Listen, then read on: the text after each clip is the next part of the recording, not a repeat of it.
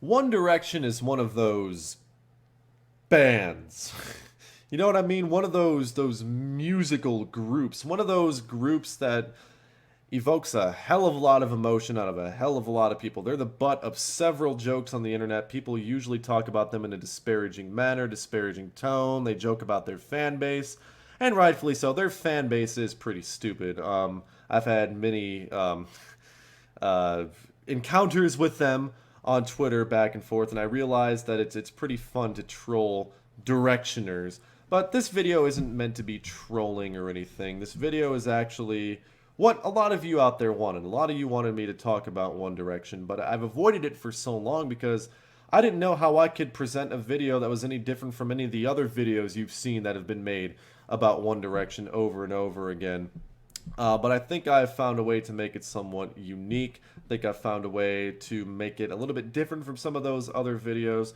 So I'm not going to specifically talk about One Direction here, but I'm going to use One Direction as one of the biggest indications, one of the biggest poster boys for how shitty music is getting, especially mainstream music these days.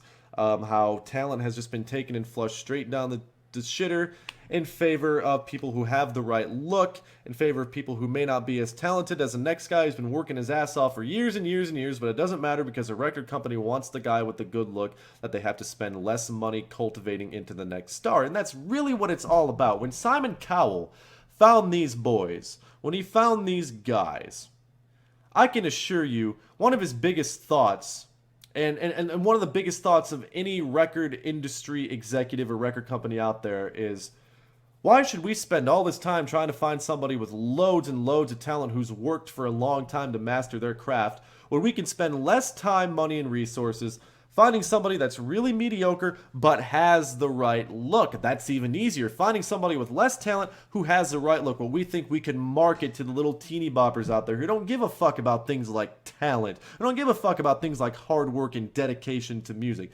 And we can put them in the studio, and if they don't sound that good, fine.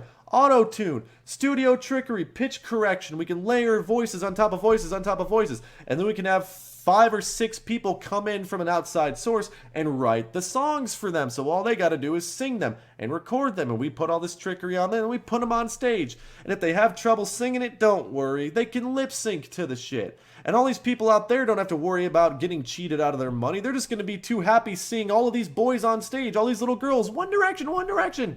A lot less effort, a lot less time, a lot less money, and that is how we get shit like Bieber and One Direction and Selena Gomez and all these other creations of corporate assholes, corporate butt music, to quote Dave the Useless. This is how we get that kind of stuff, and that's how we got where we are today. And it's not just pop, it's not just One Direction, it's even transcended rock. I mean, okay, let's go back to the 90s, because I grew up on bands like Backstreet Boys, NSYNC, 98 Degrees 5, those boy bands. Don't start impaling me over the ordeal. I didn't have much of a choice. Didn't have much of a choice at all. I couldn't exactly reach up and change the radio dial, and I couldn't stop my sister from blaring all of those bands on her boombox. But here's what I've noticed. Those bands, they didn't need auto-tune. Sure, the lyrics may have been a little bit basic, and other people came in to write some of the music for them, but they didn't need auto-tune. They didn't need studio magic and trickery.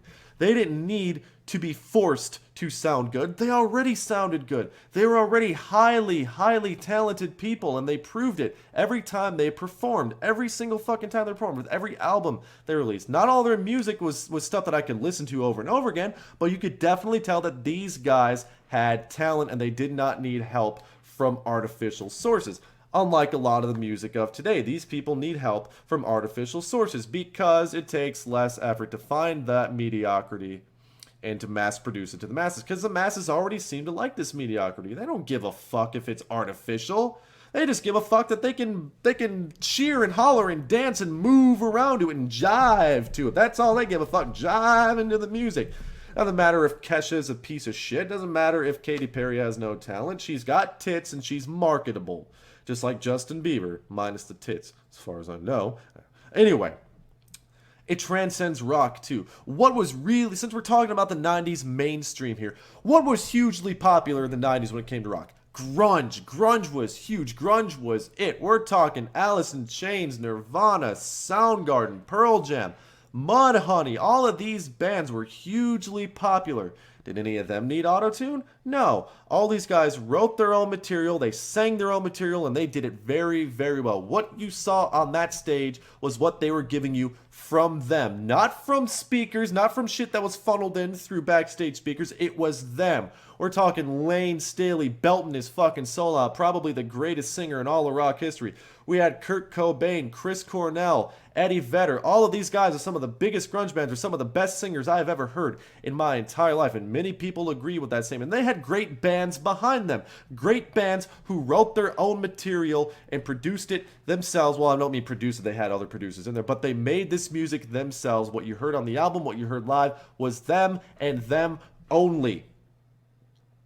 And what do we have today? Do I even need to go down the list of mainstream modern rock? Do I even need to mention Nickelback or Pop Evil or Skillet or Hinder or Puddle of Mud or Buckcherry? Do I even need to mention these bands? Well, I already did, too late. But these are bands that have been able to get away with having a very, very small thimbleful of talent.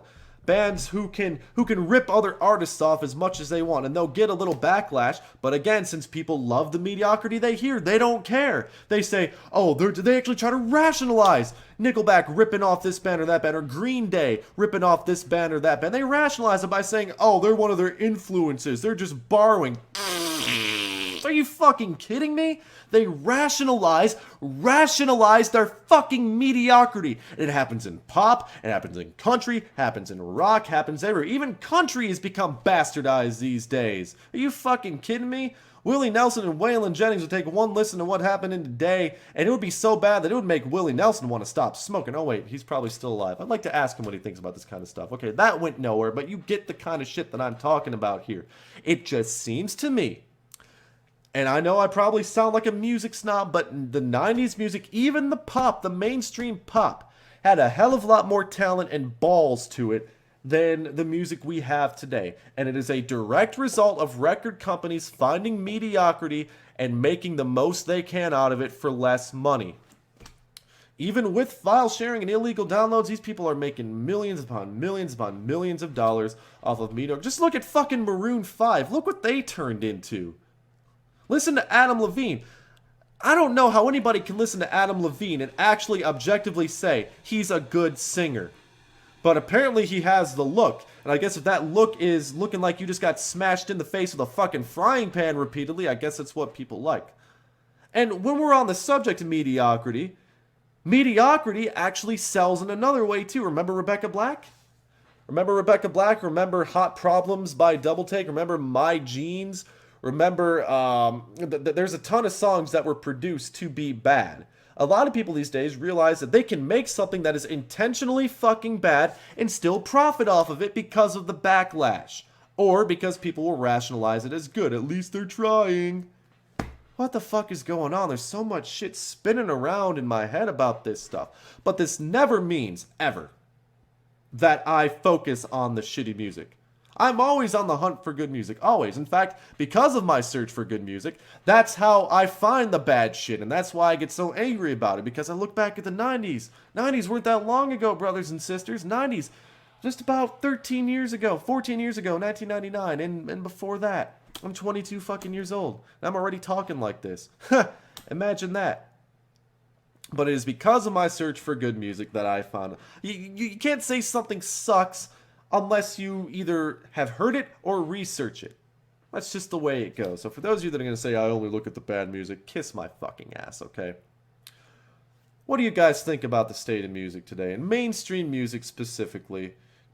To you, was mainstream music more talented then than it is now? It seems like that to me, but I'd like to get some alternate opinions in here on that. One Direction is the biggest glaring indication of really what's going on with music today. And another side note to why I think One Direction fucking sucks, at least one of their guys, Liam, I believe his name is, or whatever the fuck his name is, his grandfather died, and he said that he can't go to his grandfather's funeral because he's touring with One Direction. Said he meant the world to him, his grandfather was one of the biggest people in his life, doesn't matter, he's on tour with his shitty band and he can't go to his grandfather's funeral. And a lot of these idiot fans, these idiot directioners are saying that, oh, well, no, it's understandable. He's on tour. He can't take a break. Yes, he fucking can take a break. Are you kidding me? Even at Walmart, they give you a paid day off if somebody in your family dies. Are you fucking kidding me? And this motherfucker can't take a break? Anyway, let me know what you all have to say. Have a good day. By the way, has anybody noticed out there that I'm wearing an I Love Chicago shirt with a Detroit Red Wings hat on? It's a bit weird, isn't it?